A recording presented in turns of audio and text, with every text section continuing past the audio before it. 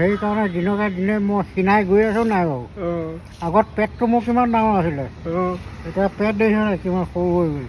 জুবিন দাৰ কাৰণে সেইজনৰ টেনশ্যনতে মোৰ মানে ভাত খাবলৈ মন নহ'লে।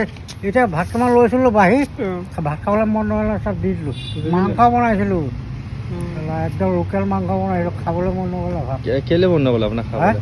কেলে মানুহজনে ক'লে তই ভাত কেলে খাবলৈ মন নকৰিলে, এতিয়া মই কেনেকৈ কওঁ। জুবিন দা যে মৰিলে তাৰ দুখত তেখেতৰ অন্তৰটো মোৰহে গম পাইছে। মোৰ অন্তৰখনে কান্দি আছোঁ। মানুহকতো মই নুশুনাও, হয় নহয়? হয় হয় পেটত ভোক লাগিছে মোৰ, মই মানুহক কৈতো লাভ নাই ন। জুবিন দা আপোনাৰ জুবিনৰ কাৰণে ভাতেই এৰি দিছে আপুনি? ভাত মই আজি এসপ্তাহমানৰ বেছিয়ে হ'ল। মই ৰাতিটো ভাতটো নাখাওঁৱেই, দিনত ৰাতিপুৱা লৰালৈকে কেইটামান ভাত খাই মই অফিচলৈ গুচি যাওঁ না। অফিচলৈ গৈ অফিচত কোনোবাই চাহ দিব খাওঁ, নিদিলেও তেনেকৈ থাকোঁ।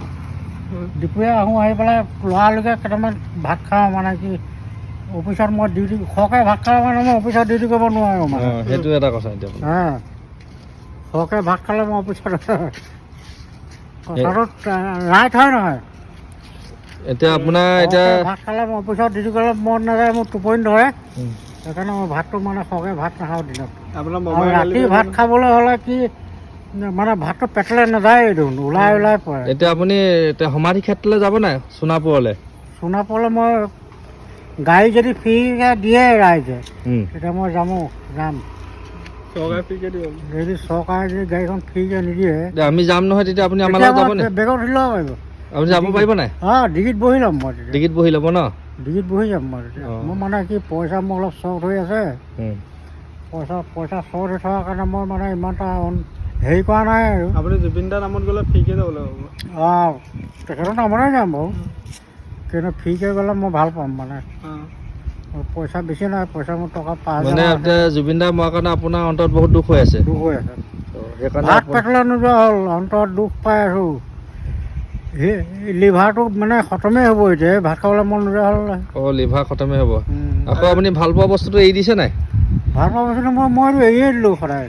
আপুনি সকামলৈ গৈছিলে? সকামলৈ গৈছিলোঁ, ভালকৈ মানে পুলি খাই আহিছোঁ 6খন, আৰু এখন খাবলৈ সময় নাপালোঁ, গুচি আহিলোঁ লৰালৈকে। তেন্তে আপুনি পুৰি খাবলৈ পালেগৈ? মাহ ভাত খাবলৈ অকণমান বহক বুলি কৈছিলে, মই নবহিলোঁ। মাহ প্ৰসাদ দেৰি হৈছে সকাম হৈছে হ'লেও এতিয়া আপোনাৰ অন্তৰত বহুত দুখ হৈ আছে নহয় এতিয়া? দুখ হৈ আছে অন্তৰখন, মানে মোৰ ফাটি যাওঁ চিকিৎসা হৈ আছে মানে, গম পাইছেনে নাই? বেলেগ মানুহ হ'লে মানে আকৌ পগলা হৈ যায়, মই আকৌ মানে পগলা নহওঁ মানে, মই অকণমান ষ্ট্ৰং মানুহটো, সেইকাৰণে মানে মই আপোনাৰ তেন্তে আমি যেতিয়া সমাধি ক্ষেত্ৰলৈ যাম সোণাপুৰলৈ, আপোনাক তেন্তে লৈ যাম দেই। তেতিয়া মই ডিগিতে বহি যাম, যদি বাইকত যদি হেৰি জেগা নাথাকে। ঠিক আছে, আপোনাক লৈ যাম দেই। ডিগিত বহি যাম। থেংক ইউ, নমস্কাৰ, গুড নাইট।